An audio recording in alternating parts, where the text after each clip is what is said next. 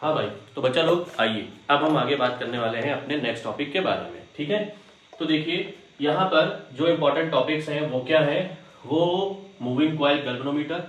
भाई moving coil galvanometer सबसे ज्यादा इंपॉर्टेंट टॉपिक है, क्योंकि इसका जो होता है वो कन्वर्जन पूछा जाता है। कन्वर्जन क्या, देखिए, conversion of galvanometer into an ammeter and conversion of galvanometer into volt metre.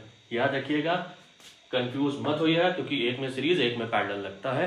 ठीक है, अननोन वायर, तो भैया इसमें कंफ्यूजन मत करिएगा, अच्छे से प्रिपेयर कर लीजिएगा। ठीक है, अब यहां पर बात आती है दूसरी कि torque on a bar magnet in a uniform magnetic field. बहुत इंपॉर्टेंट टॉपिक है, अच्छे से प्रिपेयर कर लीजिए। ठीक, फिर देखिए बात क्या आती है, potential energy of a bar magnet dipole in a magnet dipole in a magnetic field. अब मैग्नेट डायपोल कहिए या बार मैग्नेट कहिए, एक ही चीज है। ठीक है ना, तभी मैंने बार मैग्नेट यहाँ पे कहा।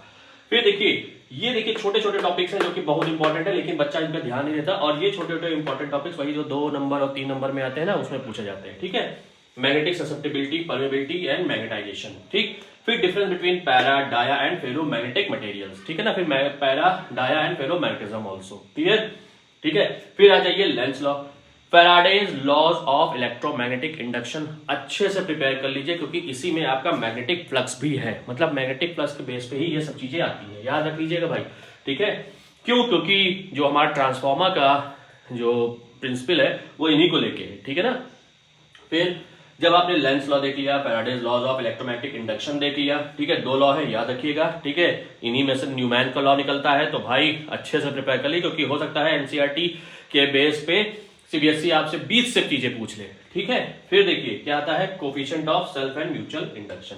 ये इतने इंपॉर्टेंट टॉपिक्स जो मैंने आपको बता दिए हैं, आप अच्छे से प्रिपेयर कर ले अगर, तो आपका यहीं से काम चल सकता है, बहुत अच्छे नंबर यहीं से आ सकते हैं। ठीक है, अभी हम आगे भी बताएंगे, क्योंकि अभी तो पार्ट सेकंड, ठीक है, वो बाकी ही है, पूरा ऑप्टिक्स तो पूरी बाकी ही है। ठीक है, तो इतने अच्छे से इसको प्रिपेयर कर लीजिए। ठीक है, उम्मीद करता हूं ये आपको समझ में आया होगा, और तैयारी 100% रखिए भाई।